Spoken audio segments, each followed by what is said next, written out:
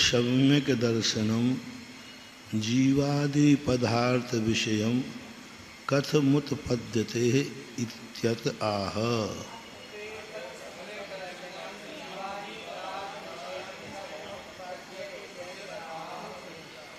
अब इस सम्यक दर्शन का है जो जीवादि पदार्थ विषय कहे गए हैं वो कथम उत्पद्यते, इनको विषय बनाकर सम्यक दर्शन कैसा उत्पन्न होता है, किस रूप में होता है। क्योंकि कल कहा था ना कि जीवादि पदार्थों से सम्यक दर्शन नहीं है, जीवादि पदार्थों को विषय बनावे। यदि जीवादि पदार्थ को विषय बनाएगा तो सम्यक दर्शन होगा। जीवादि पदार्थ तो अनादिकाल से विद्यमान हैं, इनसे सम्यक दर्शन नहीं होता। जीवादि पदार्थों का विषय बनाता है तब जाकर के सम्यक दर्शन की उत्पत्ति होती है। अब वो जीवादि पदार्थों को विषय कैसे बनता है? नैसर्गिक और अधिगमज, दो प्रकार से। किनको बनाना है, क्या बनाना है? हाँ, सम्यक दर्शन नैसर्गिक और अधिगमज उपचार से है। सही विषय क्या है? उसने जीवादि तत्वों को अपने आप विषय बनाया है या किसी की प्रेरणा से बनाया? तो अपने आप बनाया है और तत्व का श्रद्धान हुआ है तो नैसर्गिक है, और दूसरे के बताने पर जीवादि पदार्थों को माना है तो अधिगमज हुआ। तो विषय नैसर्गिक है या अधिगमज है? सम्यक दर्शन तो मात्र कहा गया है, सम्यक दर्शन तो पदार्थ है, सम्यक दर्शन तत्व नहीं है। सम्यक दर्शन तो पदार्थ है और तत्व क्या है? विषय। तत्व क्या है? विषय। ऐसा विषय करने वाला सम्यक दृष्टि है। तो तत्व जो है विषय, जीवादि पदार्थों को जब वो विषय बना रहा है तो वह तत्व पर श्रद्धान कर रहा है, और जो जीवादि पदार्थों पर के तत्व पर श्रद्धान करता है उसे क्या कहते हैं? सम्यक दृष्टि कहते हैं। अब यह सम्यक दर्शन के लिए भेद बताते। कथम उत्पद्यते इत्याह, वो सम्यक दर्शन कैसे उत्पन्न होता है? तन्निसर्गा दधिगमाद्वाह। तत् यानी वह, निसर्गाद अधिगमाद वाह। वाह शब्द क्यों लगाया? वाह शब्द विकल्प के अर्थ में है, या तो निसर्गज होगा या अधिगम, दोनों नहीं हो सकते। निसर्गज और अधिगमज दोनों सम्यक दर्शन नहीं होंगे का। जिसको निसर्गज है उसका अधिगमज नहीं, और जिसका अधिगमज है उसका निसर्गज नहीं। इसलिए वाह शब्द का प्रयोग किया। और तत्शब्द का प्रयोग क्यों किया? क्योंकि तत्शब्द यहाँ सम्यक दर्शन का प्रसंग है। निसर्गाः स्वभाव इत्यर्थः। निसर्ग का अर्थ है स्वभाव, ऐसा अर्थ लेना चाहिए। अधिगमो अर्थ अवबोधा। अधिगम का अर्थ है पदार्थों का अवबोध। पदार्थों का अवबोध होना, ये अधिगम शब्द का। अधिगम का शब्द अर्थ किस में आता है? जानने के अर्थ में। अधिगम का अर्थ अभी शब्दार्थ बता रहे हैं। निसर्ग का अर्थ है स्वभाव, और अधिगम का अर्थ है उपलब्धि, ज्ञान, जानना, अवबोध, ज्ञान करना। पदार्थ के अवबोध को, मतलब अधिगम का शब्द है अवबोध, ऐसा। तयोर हेतुत्वेन निर्देशः, इन दोनों को हेतु रूप में प्रस्तुत किया गया है। किसको? स्वभाव को और अधिगम को किस रूप में लाया गया? यहाँ हेतु के रूप में। निसर्ग ही हेतु है जिसका, अधिगम ही हेतु है जिसका, ऐसा हेतु का निर्देश। कस्य हेतु क्यों किया इनको? स्वभाव कभी हेतु होता है क्या? ज्ञान कभी हेतु होता है क्या? हाँ होता है। कस्य क्रियाया, जब क्रिया की अपेक्षा देखा जाए। देखो कुछ अच्छा प्रश्न किया आपने, स्वभाव को और अधिगम को हेतु कैसे बना लिया? स्वभाव तो स्वभाव होता है और किसी का हेतु थोड़ी है। स्वभाव किसी का हेतु नहीं होता, स्वभाव तो स्वभाव होता है। और अधिगम भी किसी का हेतु नहीं होता, वो तो ज्ञान होता है। उन्होंने कहा नहीं, क्रियाया, स्वभाव से क्रिया और अधिगम से क्रिया, ऐसा है।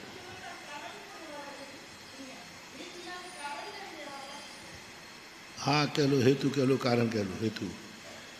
हेतु कारण थोड़ा नहीं कहेंगे। कारण में कार्य, कारण में विषय क्या होता है? कारण में वही कारण कार्य रूप परिणत होता है। सूक्ष्म बात देखें तो हेतु में और कारण में अंतर होता है। हेतु कार्य को सिद्ध करके हेतु रूप में पड़ा रह जाता है, और कारण जब प्रयोग करते हैं तो वह कारण कार्य रूप में, घड़े का कारण मिट्टी है, तो अब मिट्टी किस रूप में चली गई? घड़े रूप में।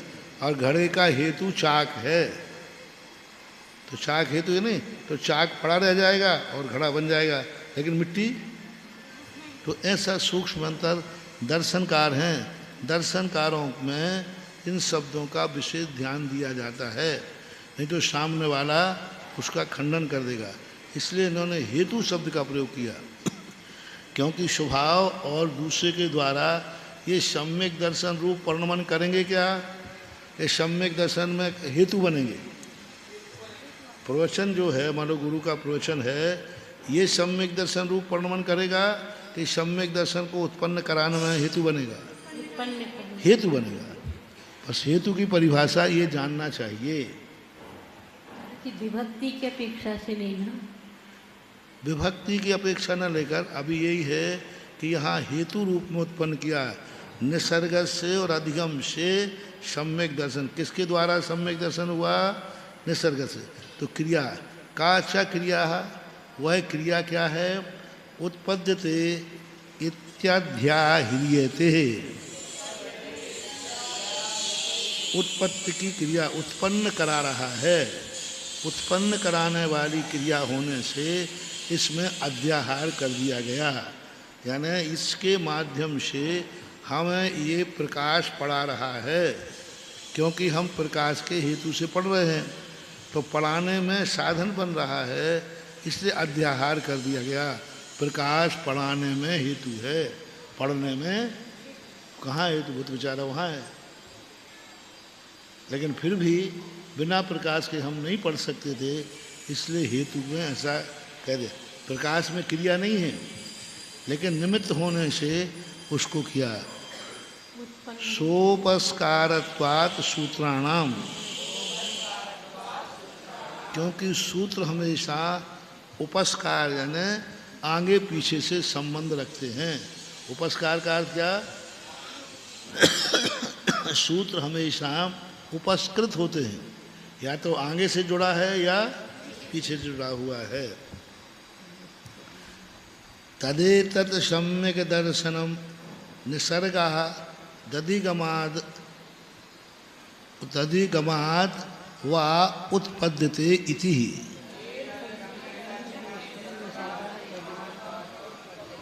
वह तद एतद, वह यह सम्यक दर्शन जो है, निसर्गात, निसर्ग से, अधिगमात वह उत्पद्यते, निसर्ग से अधिगमन से उत्पन्न होता है। अब देखो यहाँ तृतीया शब्द का प्रयोग नहीं किया। निसर्ग ने होना चाहिए, अधिगमन वह, अधिगम तो तृतीया का प्रयोग कर लेना चाहिए था, नहीं किया। क्योंकि ये सम्यक दर्शन करके छोड़ देते हैं, तो हेतु के अर्थ में पंचमी का भी प्रयोग होता है। यदि कारण बनाते तो पंचमी का प्रयोग नहीं करते, कि तद्रूप हो जाता है। पंचमी का प्रयोग कर दिया निसर्गात, निसर्ग से, यानी सम्यक दर्शन तो हो जाएगा, लेकिन ये अलग रह जाएगा।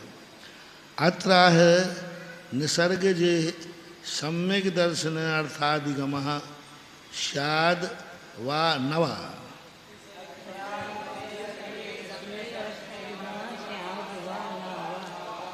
शंकाकार शंका करते हैं कि निसर्ग जे, देखो निसर्ग शब्द है, मूल शब्द क्या बनाया, निसर्ग शब्द था, अब उत्पत्ति के अर्थ में क्या बन गया, निसर्गज, है ना। निसर्ग से जो उत्पन्न हुआ है और जा जो बनाया, इसकी सप्तमी विभक्ति, सप्तमी जा का रूप चलाएं सप्तमी में तो जे बनेगा, निसर्ग जे, निसर्गज में, कैसा अर्थ लेंगे, निसर्गज में, जा उत्पत्ति के अर्थ में लगता है। उत्पत्ति के अर्थ में आ गया। अब निसर्गज शब्द बन गया पूर्ण, हलंत नहीं। अब इस निसर्गज का रूप चलाओ जी। तो निसर्गज में, सम्यक दर्शने, निसर्गज सम्यक दर्शन में, निसर्गज में, सम्यक दर्शन में अर्थ अधिगम है या नहीं है, यानी जो अपन ने पहले कहा था ना, अधिगम का अर्थ होता है मात्र जानना। तो निसर्गज में पदार्थों का ज्ञान है या नहीं है, यद अस्ति तदपि अधिगमजम एव नार्थांतरम।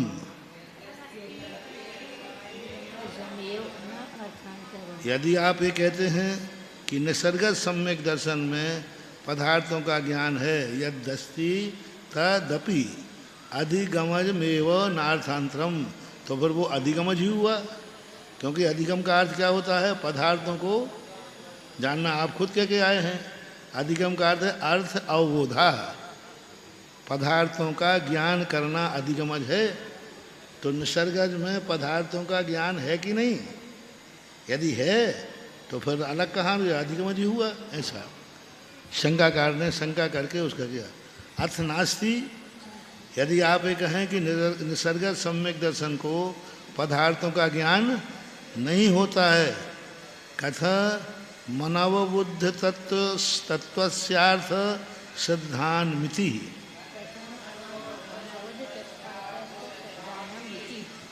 यदि नहीं है तो कथा माने कैसे, अनवबुद्ध, अनवबुद्ध यानी जिसको पदार्थों का ज्ञान ही नहीं है, वो तत्व के अर्थ का सिद्धांत कैसे करेगा। फिर आपने जो सूत्र दिया है तत्वार्थ सिद्धानम सम्यक दर्शनम, जब उसे तत्व का ज्ञान ही नहीं है तो सिद्धांत क्या करेगा, तो फिर निसर्ग सम्यक दर्शन होता ही नहीं है। ऐसी शंकाकार ने शंका की। आचार्य कहते हैं न एष दोषाः, यह दोष नहीं है, उभयत्र सम्यक दर्शने अंतरंग हेतुस्तुल्यो दर्शन मोह से उपशमः क्षया क्षयोपशमो वः।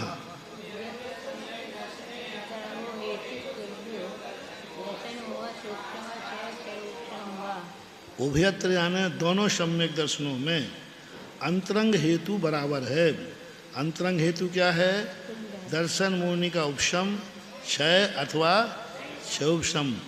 तस्मिन् सति यद बाह्य उपदेशाद ऋते प्रादुर्भवति तन्नैसर्गिकम्।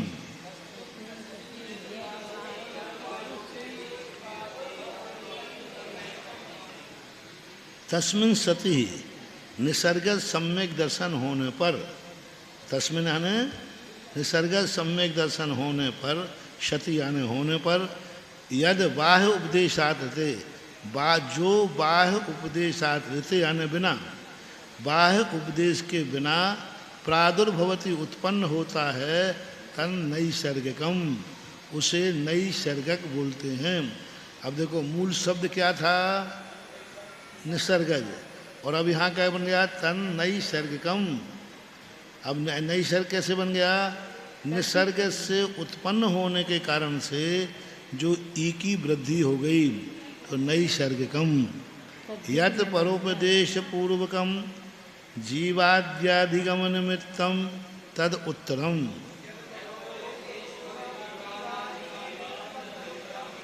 जो परोपदेश पूर्वक होता है जीवादि का ज्ञान, उसे निमित्त को अधिगम सम्यक दर्शन कहते हैं। अर्थात स्वभाव से बिना किसी उपदेश के अर्थों का ज्ञान होना, तत्व का ज्ञान होना नैसर्गिक है और उपदेश पूर्वक होना अधिगमज है।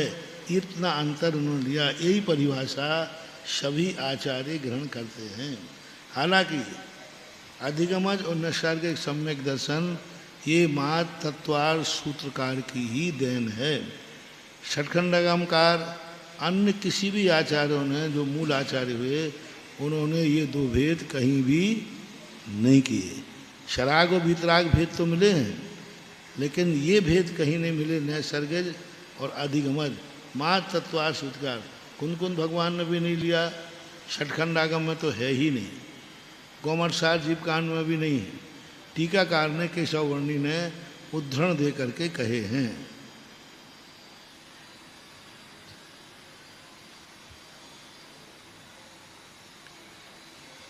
इत्यनयोरयम् भेदाः, इस प्रकार से इति अनयो अयम भेदाः, इस प्रकार से इसमें क्या है, इस प्रकार का भेद उसमें जानना चाहिए दोनों में। नैसर्गिक में इति अनयो अयम भेदाः, इन दोनों में यह भेद न, क्या भेद डाला, एक उपदेश के बिना और एक उपदेश के, लेकिन जीवादि तत्वों का ज्ञान तो दोनों को है। लेकिन ये जो अधिगमज है, निसर्गज जो है, ये पूर्व भाव में कोई पर उपदेश वगैरह ग्रहण किया अथवा नहीं किया? कुछ तो लिंक उसकी उसके पास होगी। उज्ज्वल अकलंक स्वामी इस बात को मानते हैं, जाति स्मरण आदि से जो सम्यक दर्शन होते हैं वे निसर्गज हैं। क्योंकि बस इसलिए अन्नाचार्य ने स्वीकार नहीं किया, क्योंकि निसर्गज कोई चीज़ होती ही नहीं, अनभ्यस्त विषातु परता है। एक अनभ्यस्त विषातु परता है, जो सम्यक दर्शन पहली बार प्राप्त हो रहा है उपशम, वो बिना पर के हो ही नहीं सकता। दूसरी बात है, देशना लब्धि के बिना, नेमिचंद आचार्य महाराज कहते हैं, देशना लब्धि के बिना सम्यक दर्शन नहीं होता, और देशना लब्धि स्वयं की कभी नहीं होती, ये भी निषेध किया। हाँ, तो इसका अर्थ ये हुआ कि पूर्व भाव में पर उपदेश इत्यादि था। हाँ ठीक, वो भूल गया था उस समय, उसको उसका स्मरण हो आता है। जाति स्मरण का अर्थ ही है कि वो पूर्व भाव की बात को याद कर रहा है, लेकिन वहाँ समझ में नहीं आई उसको, ज्ञान अब हो रहा है। स्वाभाविक इसलिए कह रहे हैं कि उसको जो अब अर्थों का ज्ञान हो रहा है, किसी की प्रेरणा से हो रहा है कि स्वयं हो रहा है? हाँ, स्वयं हो रहा है, स्वयं हो रहा है, इसलिए उस भाव में स्वयं हो रहा है। लेकिन वस्तुतः पूछा जाए तो निसर्गज घटित होता नहीं है, क्योंकि पूर्व भाव की बात याद से, क्योंकि देशना लब्धि तो माननी पड़ेगी, क्योंकि 5 लब्धियों का कथन दोनों आचार्य ग्रहण कर रहे हैं। तत्वार सूत्रकार 5 लब्धियों को नहीं मानते, कुंद स्वामी महाराज 5 लब्धियों को नहीं मानते, शमंत्र भद्र महाराज 5 लब्धियों को नहीं मानते। मात्र 5 लब्धियों को मानने वाली परंपरा मात्र नेमिचंद आचार्य गोमरसार और षटखंडागम मानते हैं। षटखंडागम ने 5 लब्धियों को स्वीकार किया है। ये स्थूल कथन, सूत्र में स्थूल कथन है, इसलिए नहीं मानते ऐसा नहीं कह सकते अपन। देखो, जब सम्यक दर्शन की उत्पत्ति का कारण बना रहे हैं तो कहीं तो संकेत देते, टीकाकार संकेत देते। नहीं, चूंकि सैद्धांतिक ग्रंथ है और वहाँ कर्णानुयोग का मुख्यता नहीं है यहाँ पे। क्यों? कर्णानुयोग का सामान्य से कथन सूत्रात्मक सम्यक दर्शन तो मूल विषय है इनका, सम्यक दर्शन इनका मूल विषय है, मोक्ष मार्ग है इनका। उन्होंने कहा ना, मोक्ष मार्ग का प्रसंग होने पर मूल विषय। टीकाकार लेते लब्धियों को, कहीं तो अर्थ निकालते, इन्होंने मौका ही नहीं दिया टीकाकार ने। 5 लब्धियों की व्यवस्था इन्होंने कहीं बनाई नहीं।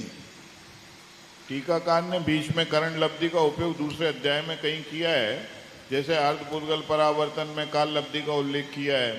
काल लब्धि का किया है, करण लब्धि का नहीं किया। काल लब्धि 3 प्रकार की,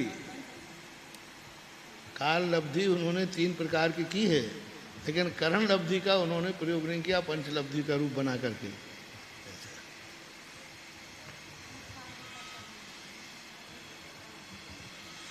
तद्ग्रहणम किमर्थम अनंतर निर्देशार्थम।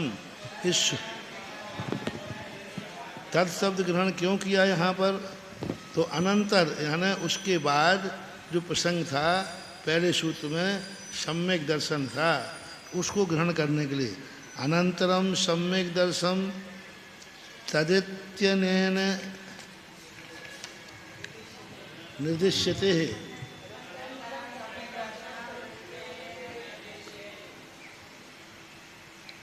यदा हाँ जी, इसके इसलिए अनंतर सम्यक दर्शन यहाँ पर ग्रहण करना है, इसलिए निर्देश के लिए हमने तत्शब्द के किया। यथर्था यदि नहीं ग्रहण करते तो यहाँ मूल शब्द क्या है? यथर्थः मोक्ष मार्गोपि प्रकृतः तस्याभिः संबंधः स्यात्।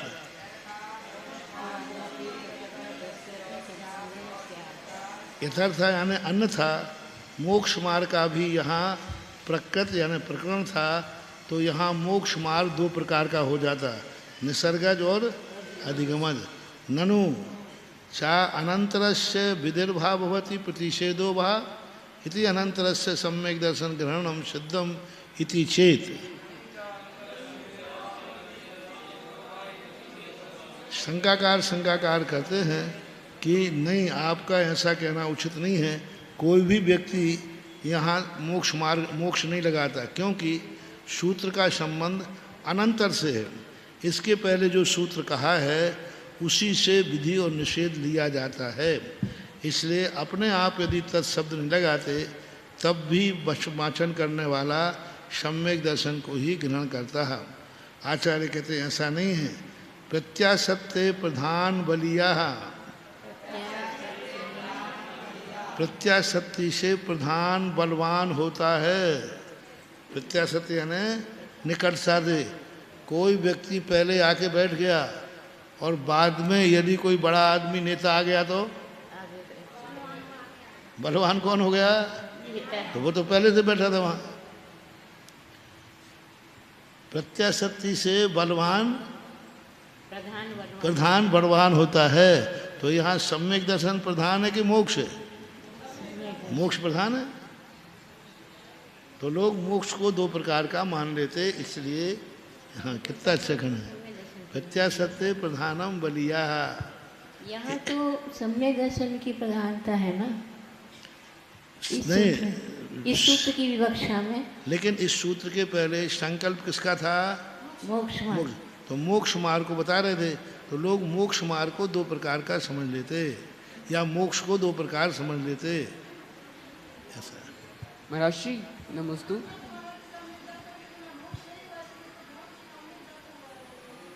लेंगे सम्यक दर्शन, लेकिन आचार्य क्या हैं, कितने प्रकार के प्रश्न उठ सकते हैं, उन प्रश्नों को उठा करके अपन को समझा रहे हैं। टीकाकारों का उद्देश्य रहता है अपन पढ़ना भी सीखें, प्रश्न उठाना भी सीखें, और मात्र जो पढ़ रहे हो विपक्ष क्या सोच रहा है ये हमें सोचना है। वीरसेन स्वामी, पूज्यपाद आदि स्वामी, जितने भी दर्शनकार हैं, ये सबसे बड़ी चीज़ है, विपक्ष को जरूर लाएंगे। इनको विपक्ष के बिना मज़ा आता ही, योद्धा को कम मज़ा आएगा। जब सामने योद्धा हो तो वो योद्धा को कर, इनको विपक्ष चाहिए दर्शन वाले को, क्योंकि लड़ने भिड़ने वाले आदमी हैं। तो ये कहते हैं कि विपक्ष मेरे संबंध में क्या सोच रहा है, तो उसका हम खंडन करते हैं। यानी न्याय शास्त्र की विशेषता है कि विपक्ष के द्वारा हमें प्रमाण पत्र चाहिए, पक्ष से प्रमाण पत्र नहीं। महाराज जी वो स्वयं ही विपक्षी बन जाते हैं कि कोई सामने विपक्ष वाला रहता है? वो खुद ही बनते हैं, खुद ही वो सबसे प्रत्युत्पन्न मति वही कहलाता है दार्शनिक। मन के द्वारा ही उठे हुए प्रश्न नहीं, दार्शनिक वही कहलाता है जो स्वयं का विपक्षी स्वयं होता है। विपक्ष क्या सोचता है वो स्वयं सोचते हैं। अच्छे जो वकील होते हैं ना, ये जो विकल्प उठ रहे हैं मन में ही तो उठ रहे हैं, वो विकल्प तो उसी के अंदर चल रहे हैं। मन के स्वयं के तो हैं, लेकिन विपक्ष अपना स्वयं ही बन गए ना, स्वयं ही ने लिखा है, स्वयं ही प्रश्न उठा रहे। अच्छे वकील का लक्षण है कि वो क्या तैयारी करता है, कानून की किताब में क्या लिखा है ये तैयारी मात्र नहीं, ये विपक्ष किस कानून से काटेगा। मेरी बात को वो पहले ही से सोच लेता, तो पहले ही कह देता है मैंने ये कहा है, सामने वाला वकील इसके खंडन में ये कहेगा। अब वो तैयारी करके आया, वैसे चुप हो गया, नहीं तो पहले ही से बोल दिया। अब वो क्या दलील देगा? सामने वाला विकल्प करके आया था कि ये धारा बोलेंगे, इस धारा को हम इससे खंडन करेंगे। पहले वाले वकील ने पहले ही कह दिया मेरी धारा को आप उस धारा से खंडित करोगे, लेकिन वो खंडित नहीं होगा क्योंकि वह धारा अलग है। अब सामने वाले वकील को अब वो क्या बोले, वो तो तैयारी खत्म हो गई उसकी। तो ये दर्शनकारों का नियम होता है, और ये सब दार्शनिक आचार्य हैं। विपक्षी और वो व्यक्ति सबसे कुशल माना जाता है जो अपने आप को स्वयं विरोधी खड़ा करके अपनी तैयारी करो। हम कितने अच्छे हैं ये नहीं, भक्त हमें कितना अच्छा कह रहा है ये नहीं, दुश्मन हमारे संबंध में क्या सोच रहा है, और दुश्मन के सोच को अपने अंदर ले करके फिर यदि अपना निर्णय करते हैं तो बात बनती है। इसलिए वो स्वयं अपने मन में प्रश्न उत्तर उठा करके जवाब देते हैं। महाराज जी, जटायु को एक अपेक्षा से निसर्गज सम्यक दर्शन में कह सकते हैं? जटायु को जो सम्यक दर्शन हुआ था, नहीं क्यों, उसका तो निमित्त थे। मुनि महाराज के दर्शन करते ही दर्शन करना निसर्ग नहीं, अधिगम ही है। अभी आया ना, अवाग विसर्गम बपसान रूपयंती मोक्ष मार्ग, जिनका शरीर की चर्या ही मोक्ष मार्ग का निर्देश दे रही हैं, वो अधिगमज कहलाएगा। कान से नहीं सुनकर आंखों से देख लिया ना उसने। इति मोक्ष मार्ग एव संबंधित यही है ना। तस्मात् वचनम क्रियते है, इसलिए तद वचन का प्रयोग किया गया है। तत्वार्थ सिद्धानम सम्यक दर्शन मित युक्तम,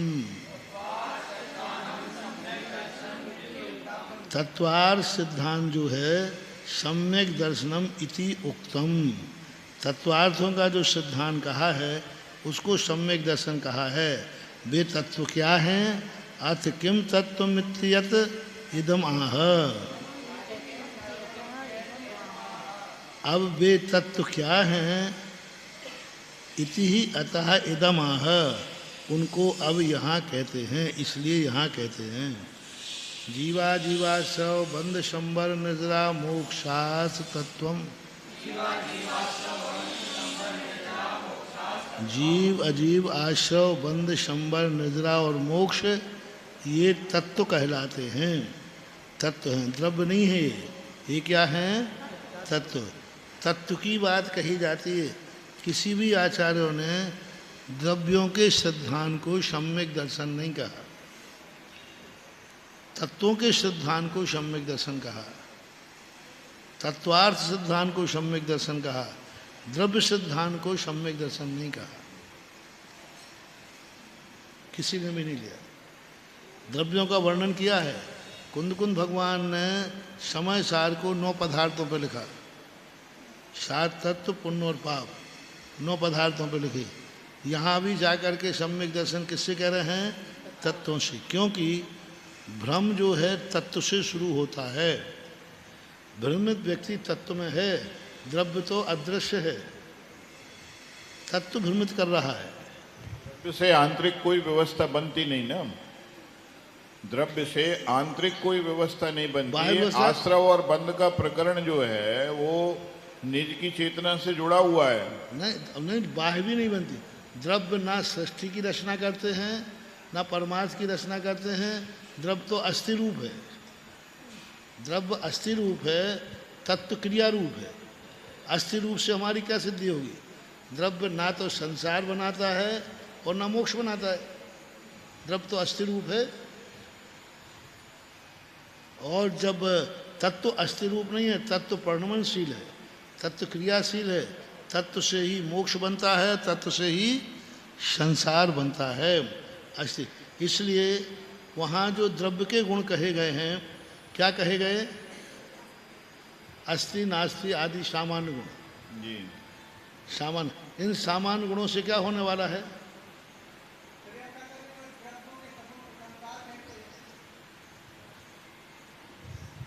द्रव्यों के समूह को संसार कहते हैं। द्रव्यों के समूह को संसार कहते हैं, लेकिन संसार का नाम द्रव्य नहीं है।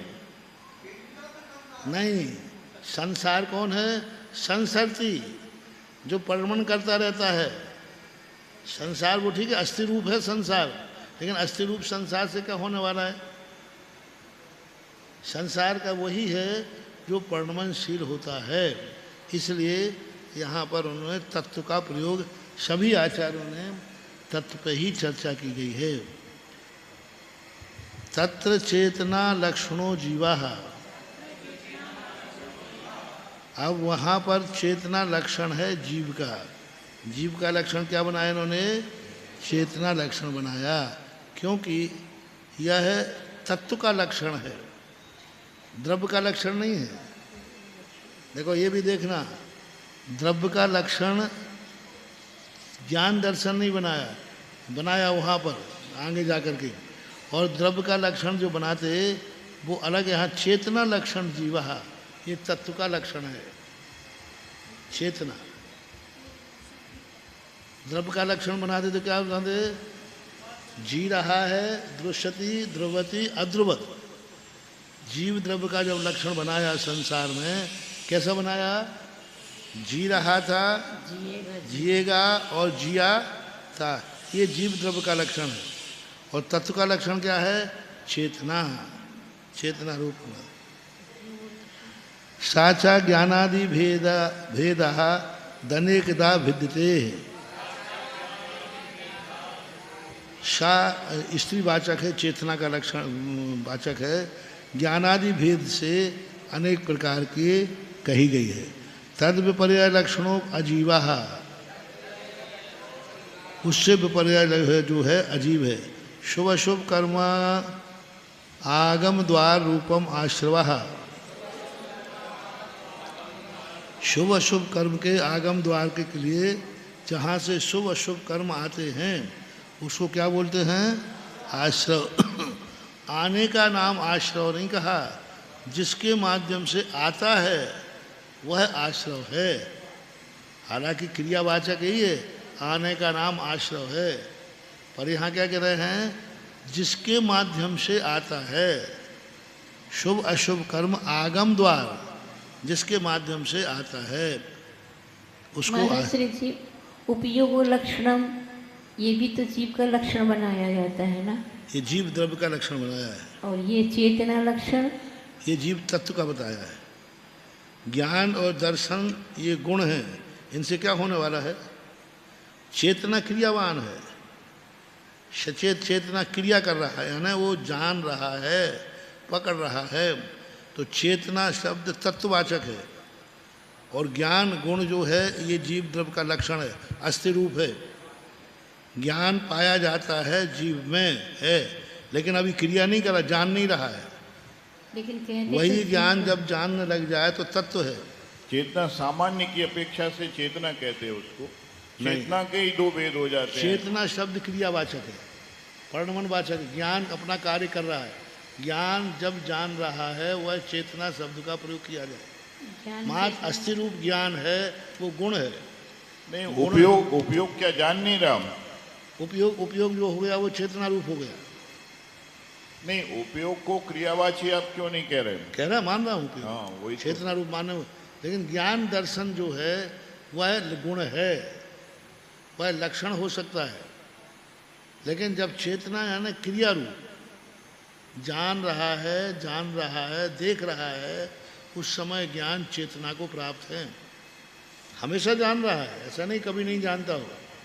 क्रिया तो हमेशा उसमें विद्यमान है, लेकिन कारण कार्य की जब विवक्षा बनाते हैं, क्योंकि चूंकि दर्शन शास्त्र हैं, इसमें उनको चेतना शब्द लेना पड़ेगा। क्योंकि ज्ञान दर्शन ले लेंगे तो वो तत्व की परिभाषा के अंतर्गत नहीं आ पाएगा। महाराज जी, ये छायिक सम्यक दर्शन जो है वो निसर्गज होगा कि अधिगमज होगा? छायिक सम्यक दर्शन, हाँ, वो निसर्गज होगा अधिगमज? छाया को शोभ सम निसर्गज होते ही नहीं है। क्योंकि ये दोनों सम्यक दर्शन पूर्वक होते हैं। सहायक सम्यक दर्शन, सहायक की बात कही ना, सहायक सम्यक दर्शन हमेशा सम्यक दर्शन पूर्वक ही होता है। वो तो पहले हो चुका सम्यक दर्शन। मिथ्या दृष्टि को सहायक सम्यक दर्शन नहीं होता, तो सम्यक दृष्टि को ही होगा। सहायक सम्यक दर्शन सम्यक दृष्टि को ही होता है, मिथ्या दृष्टि को नहीं होता। नहीं, प्रश्नकर्ता का प्रश्न ये है कि वो निसर्गज है कि अधिगमज है? मिथ्या दृष्टि से लाभ है तो निसर्गज गए, नहीं तो वो सम्यक दर्शन पूर्वक है। अब वो निसर्गज का कहें सम्यक दर्शन पूर्वक है। सम्यक दर्शन पूर्वक सहायक करना है, टेम्परेरी नौकरी है, परमानेंट करना है, तो निसर्गज कहें कि अधिगमज कहें? नौकरी टेम्परेरी थी, उसी नौकरी को परमानेंट करना है, और उस परमानेंट करने के लिए केवल भगवान के पादों का हस्ताक्षर चाहिए, क्योंकि उन्हीं के पाद में कर पाएंगे। सम्यक दृष्टि तो वो है ही, उसको परमानेंट करना है छायक में। इससे छायक में संसर्गज और अधिगमज का कोई भेद, अधिगमज का भी नहीं बनेगा। तत्व का ज्ञाता तो वो है ही। उपदेश, छायक सम्यक दर्शन उपदेश पूर्वक नहीं होता। चलो पूछा है, छायक प्रथमोपशम सम्यक दर्शन के लिए उपदेश चाहिए, मूर्ति चाहिए, स्वाध्याय चाहिए, जाति स्मरण चाहिए, कोई ना। लेकिन छायक सम्यक दर्शन के लिए उपदेश की जरूरत नहीं है। छायक सम्यक दर्शन के लिए जाति स्मरण की जरूरत, मूर्ति का दर्शन जरूर नहीं। वो तो पाद मूल में बैठेगा, विशुद्धि करते ही वह जो तत्वों का सिद्धांत क्षयोपशम रूप था वह छायक रूप हो जाता है। इसमें जो विशेषार्थ है, उसके लिए सुनो, उसके लिए तत्व संबंधी सिद्धांत करने में कोई अंतर नहीं आता।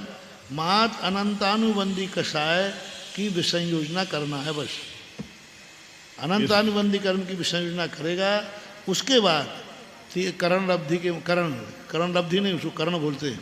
करण के माध्यम से मिथ्यात आदि जो तीन प्रकृतियां हैं उनका क्या कर देगा? क्षय कर देगा। विषय योजना के बाद क्षय करे कोई नियम नहीं है, लेकिन विषय योजना के बिना भी क्षय नहीं हो पाएगा, यह समझना चाहिए। इसमें विशेषार्थ में फूलचंद जी साहब ने छायक सम्यक दर्शन को अधिगमज और निसर्गज दोनों वेद इसमें घट सकते हैं। छायक सम्यक दर्शन में भी निसर्गज और अधिगमज ये दोनों वेद घट जाते हैं, ऐसा लिखा हुआ है इसमें। इन्होंने लिख दिया होगा, घटित होते नहीं है, क्योंकि वो पाद मूल में ही होता है और केवली दोनों के। और पाद मूल में होने वाला जीव निसर्गज कैसे हुआ और अधिगमज भी कैसे हुआ? ना वो अधिगमज है ना निसर्गज है। प्रस्तावना एक बार पढ़ें, इसकी प्रस्तावना। क्या फायदा समय खराब करना है, पंडितों की बातें हैं, उनमें जितनी अकल थी उतना लिख दिया उन्होंने। अपन आचार्यों की वाणी पढ़ो ना, आचार्यों की वाणी में जो भरा है वो इनमें क्या रखा है? अब इन्होंने पंडित लोग कहाँ से, वही आचार्य की बात ही तो बोलते हैं, उसी नहीं बोलते, वही तो बात है। उसी की पुष्टि करते हैं महाराज। नहीं बोलते हैं, वो ये करते हैं, अलग से कहीं कुछ नहीं आता। कोई भी कुछ भी आगम की पुष्टि कर ही नहीं सकता पंडित। दिमाग वो अपना खुद का लगाता है, आगम की पुष्टि कर ही नहीं सकता, आगम का विषय देते ही नहीं हो, क्योंकि उसको आर्स नहीं कहते ना, आर्स नहीं है। नहीं महाराज, श्री तीर्थंकर जो नरक से आकर के तीर्थंकर बन जाते हैं उनके लिए तो निसर्गज ही हो गया ना, दूसरे को उपदेश के बिना ही उनको छायक सम्यक दर्शन हो जाता है। वो स्वयं के पाद मूल में स्वयं के द्वारा चली बात निसर्गज अधिगमज इसलिए नहीं, क्योंकि तत्व सिद्धांत उनको है कि नहीं? नहीं, मान लो तीसरे नरक से आया है, आया तो क्षयोपशम सम्यक दर्शन तो है कि नहीं उसके बाद? क्षयोपशम सम्यक दर्शन के बिना आया है कि लेके आया है? वो तो लेके आए, तत्व सिद्धांत है ही। तो मेरा कहना है, मैं ये नहीं कह रहा हूँ कि निसर्गज निसर्गज अधिगमज भेद ही नहीं बनेगा, क्योंकि उसे उपदेश की जरूरत ही नहीं। अब किस समय वो छायक सम्यक दृष्टि केवली भगवान नरक से निकलने वाले तीर्थंकर किस पुरुषार्थ से छायक सम्यक दर्शन करेंगे? चलो यही बता दो। तीर्थंकर बनने वाले हैं, उनको दूसरे के पुरुषार्थ की जरूरत नहीं, खुद ही इस प्रकार का श्रद्धांत हो जाता है। सिद्धांत उनका है ही, सम्यक दर्शन की उत्पत्ति का उनके तो सम्यक दर्शन है ही पहले से। क्षयोपशम सम्यक दर्शन है वो तो जैसे ही दीक्षा लेते हैं उनका जो क्षयोपशम सम्यक दर्शन है स्वयं के पाद मूल को प्राप्त हो जाता है छायक पने का। हाँ, स्वयं के पाद मूल में केवल, क्योंकि जैसे ही दीक्षा लेंगे शुद्ध केवली, केवली नहीं, केवली बनने के बाद छायक सम्यक दर्शन पहले चाहिए, तो शुद्ध केवली जैसे, और शुद्ध केवली कब बनते हैं? दीक्षा लेते ही तुरंत एक अंतर मुहूर्त में वो शुद्ध केवली पने को प्राप्त हो जाते हैं। पर उस समय छायक, कब छायक सम्यक दर्शन प्राप्त करते हैं ऐसा कोई आगम में उल्लेख नहीं है, बस इतना ही लिखा है वो स्वयं को उनको सम्यक। अब उसको निसर्गज का भेद मैं इसलिए कर रहा हूँ कि उनको तत्व आदि का उपदेश किसी के द्वारा या नहीं द्वारा नहीं लिया गया, मात्र उसी को उन्होंने निर्णय कर लिया। कह दो तो कह दो, कोई आपत्ति नहीं, पर जरूरत नहीं है कहने की।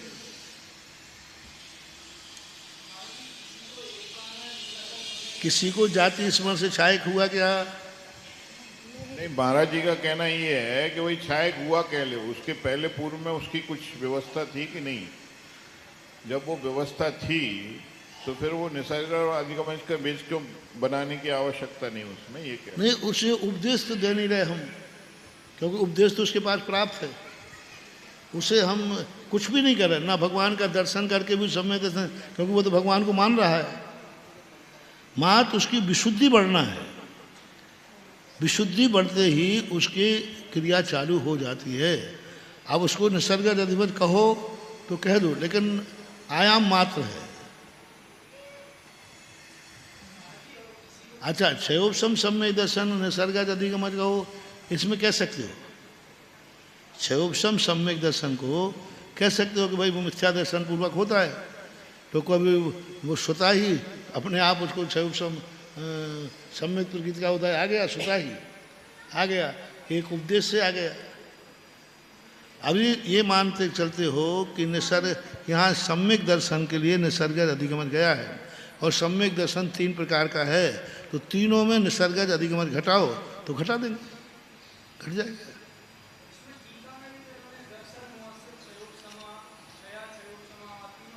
हाँ, तीनों तो घटा देते हैं, तीनों के अंतरंग कारण, वो तो अंतरंग कारण है। अंतरंग कारण तो तीनों में समान रहे, तीनों कारणों में, हाँ, की अपेक्षा होगी, बाह्य निमित्त की अपेक्षा से अंतरंग कारण बता रहे हो तो। अधिगमज और निसर्ग ये जो अधिगमज और निसर्गज का जो भेद है वो बाह्य कारण की अपेक्षा, अंतरंग कारण तो सबका एक सा ही है। हाँ, वो तो सामान्य है, सभी के लिए एक है।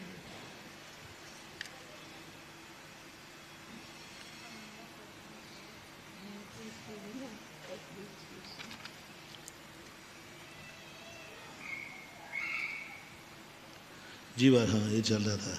शुभाशुभ कर्म आगम द्वार रूपम आश्रव, कहीं कहीं आने का नाम भी आश्रव है, कहीं कहीं आगम द्वार को रूप को भी आश्रव कहते हैं। यानी आश्रव जो मन वचन काय की चंचलता है, इसके माध्यम से आते हैं। ऐसा आत्मकर्मणो रन्योन्य प्रदेशानुप्रदेशात्मको बंधा,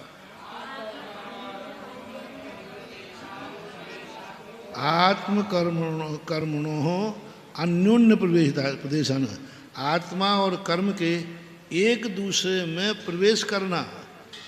कर्म ही आत्मा के प्रदेशों में नहीं जा रहा है, आत्मा के प्रदेश कर्म है। जैसे दूध और पानी मिलाते हैं तो पानी दूध में नहीं मिला है, दूध पानी में नहीं मिला, दोनों पानी एक दूसरे में मिला।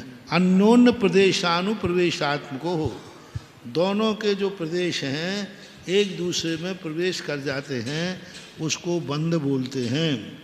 आश्रव निरोध लक्षण संवरा,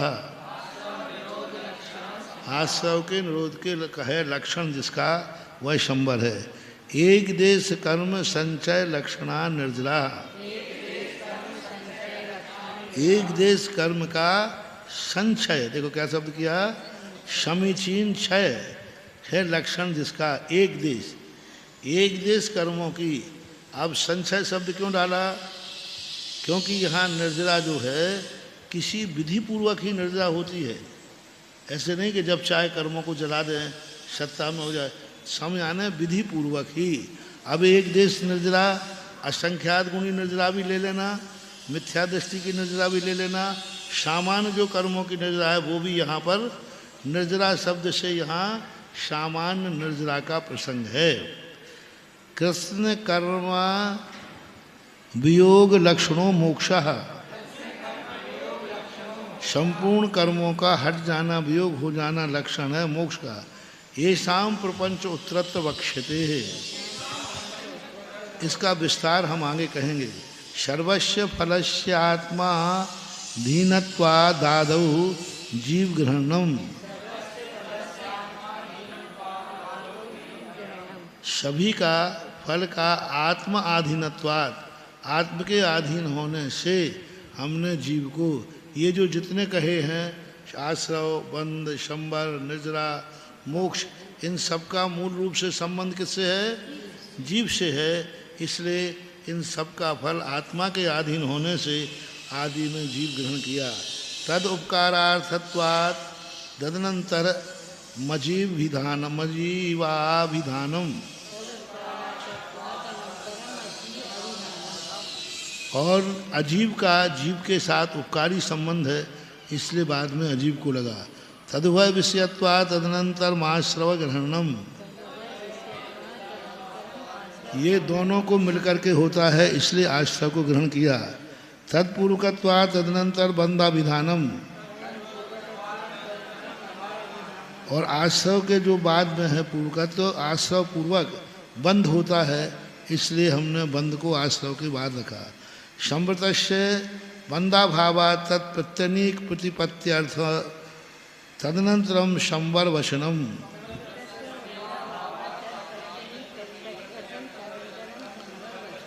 संवृतस्य, संवृत यानी संवर का, बंध अभावात्, बंध का अभाव होना, प्रतिनीक प्रतिपत्त्यर्थम, प्रतिनीक यानी बंध से उल्टा, आश्रव से उल्टा, प्रतिनीक यानी उल्टा बोलता है, प्रतिपत्त्यर्थम तदनंतर संवर वचनम, ये बंध का अभाव होने से, आश्रव का अभाव होने से, उसका उल्टा प्रतिपक्षी होने से हमने इसको संवर कहा, संवर कहा लिया बंध के बाद।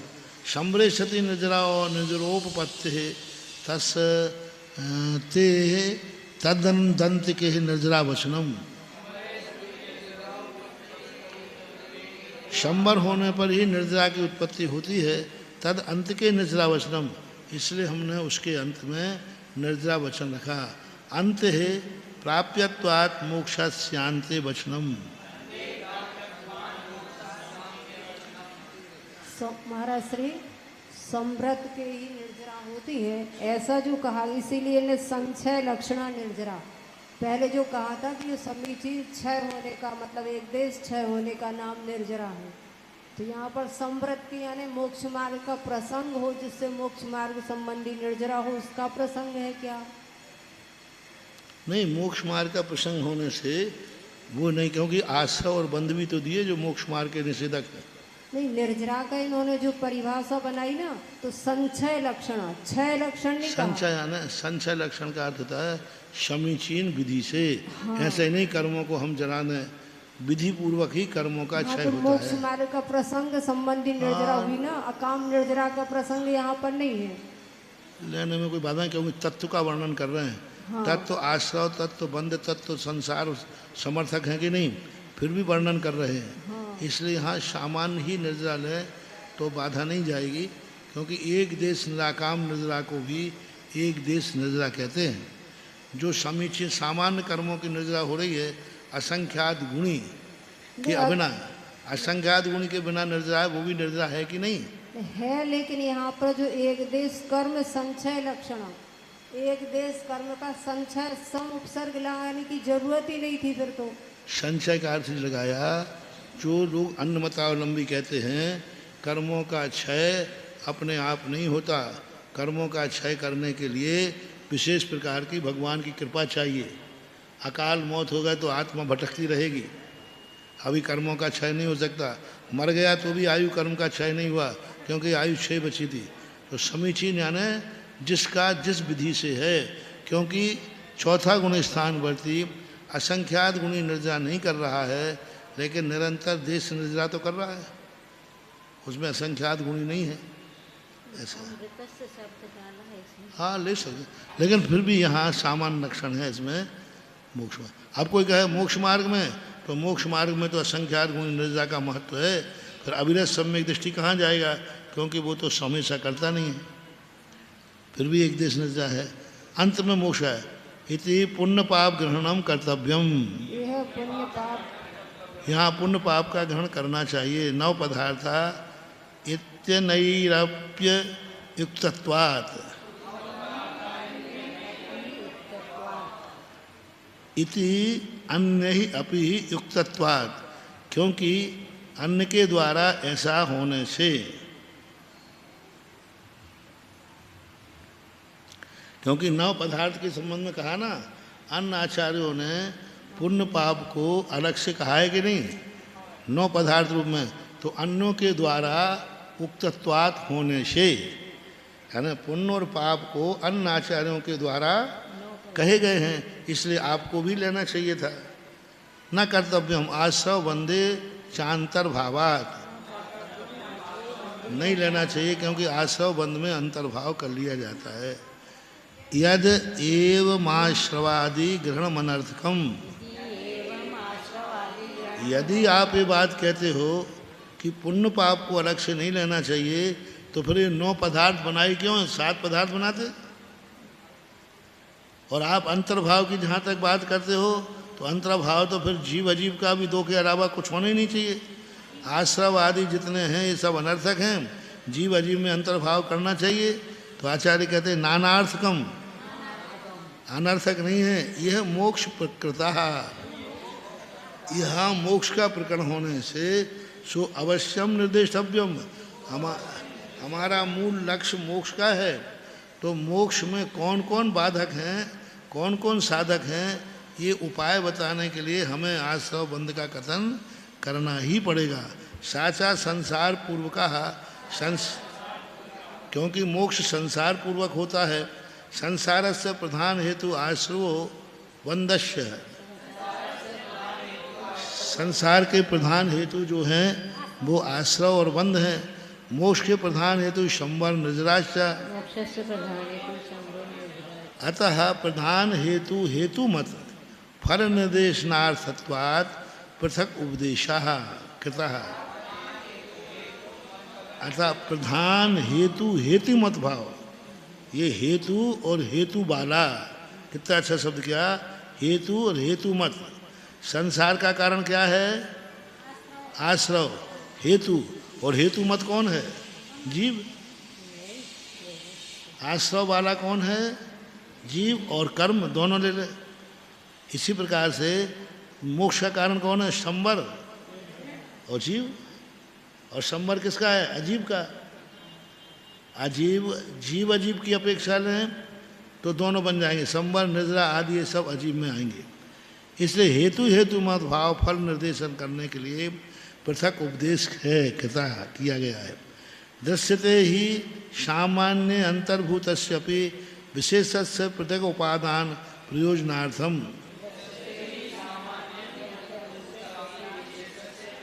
दृश्यते देखा जाता है कि सामान्य में अंतर्भूत होता है विशेष, लेकिन फिर भी विशेष का अलग से कथन किया जाता है प्रयोजनवश। क्षत्रिय आयाता सूर वर्मा भी अपि इति, सभी लोग कहते हैं कि भाई सब बाराती आ गए, लेकिन फलाना चंद आया कि नहीं, ऐसा अपन लोग बोलते कि नहीं। सामान से सब है, एक बगीचे में सभी पेड़ हैं, लेकिन यदि किसी को आम चाहिए तो आम का है कि नहीं। तो ऐसा कथन किया जाता है। किसी विशेष पर दृष्टि रखने से विशेष का कथन सूर वर्मा भी आयाता, सूर वर्मा भी आए हैं क्या, ऐसा।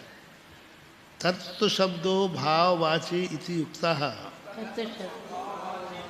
सा कथम जीवादि भी द्रव्य वचन समानाधिकरणम प्रतिपद्यते है। सा कथम जीवादि भी द्रव्य वचन समानाधिकरणम, अब उन्होंने कहा समानाधिकरण कैसे, जीव तो द्रव्य है, जीवादि भी द्रव्य वचन ही, जीव शब्द क्या है, द्रव्य है। अब यहाँ समानाधिकरण कैसे बनेगा, क्योंकि आपने जीव कह दिया, जीव तो द्रव्य है, तो तत्व को आप जीव क्यों बोला? जीव के भाव तत्व हैं, ना कि जीव तत्व है। कितना अच्छा प्रश्न है। जी तत्व किसे कहते हैं? तद्भावम। आपने खुद कह के आए हैं कि तद्भावम तत्वम, तो जीव का भाव तत्व है, जीव तो तत्व नहीं है। जीव तो क्या है? द्रव्य है। तो आप उसको जीव तत्व क्यों कह रहे हो? ये बोलो जीव का भाव, उसका दूसरा नाम रखो, उसका दूसरा नाम का रखो। जीव द्रव्य को जीव तत्व क्यों कह रहे हैं? जीवादि भी द्रव्य वचन द्वारा समानाधिकरण प्रतिपद्यते कथम, समानाधिकरण कैसे बनेगा? तो आचार्य कहते हैं अव्यतिरेकात् तद्भावाद्यारोपाश्य समानाधिकरण्यम भवति।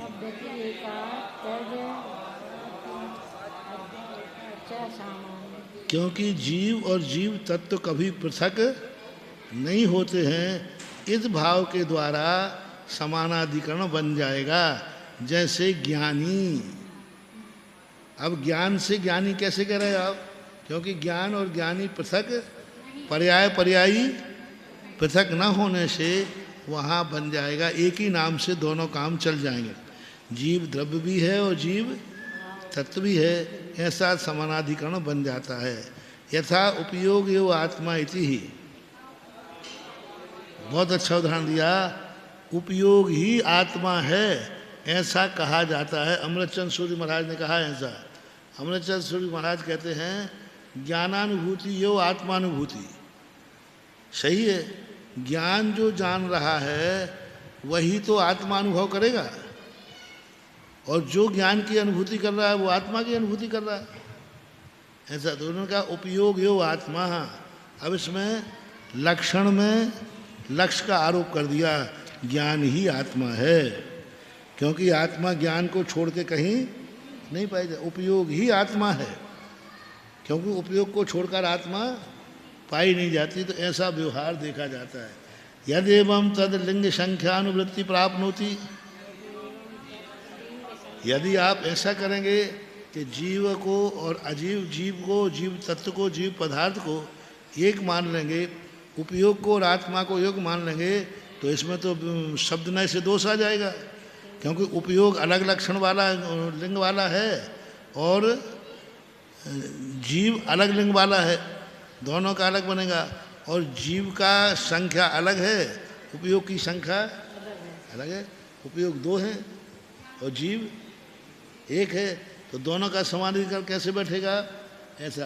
तो आचार्य कहते हैं विशेषण विशेष संबंधे सत्यपि शब्द शक्ति भी अपेक्षया उत्पत्ति लिंग संख्या व्यतिक्रमो न भवति।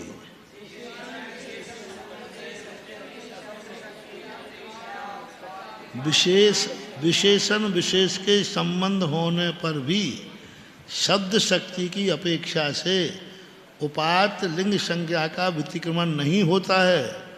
कैसे नहीं होता है? अयम क्रमा आदि सूत्रे भी योज्य। पहले सूत्र में देखो, ये सम्यक दर्शन ज्ञान चारित्र किसकी विशेषता है? मोक्ष की, मोक्ष मार्गी। तो मोक्ष मार्ग में क्या है? एक वचन और पुल्लिंग है, और सम्यक दर्शन ज्ञान चारित्राणी नपुंसक लिंग है। और कौन सा वचन हो गया? बहुवचन हो गया। अब सम्यक दर्शन ज्ञान चारित्राणी ये मोक्ष मार्ग के विशेषण होकर के भी लिंग भेद है कि नहीं है? वो नपुंसक लिंग है और पुल्लिंग है। संख्या भेद वो 3 है और ये 1 है। तो ऐसा संख्या भेद मानने में कोई बाधा नहीं है। इत्तलम।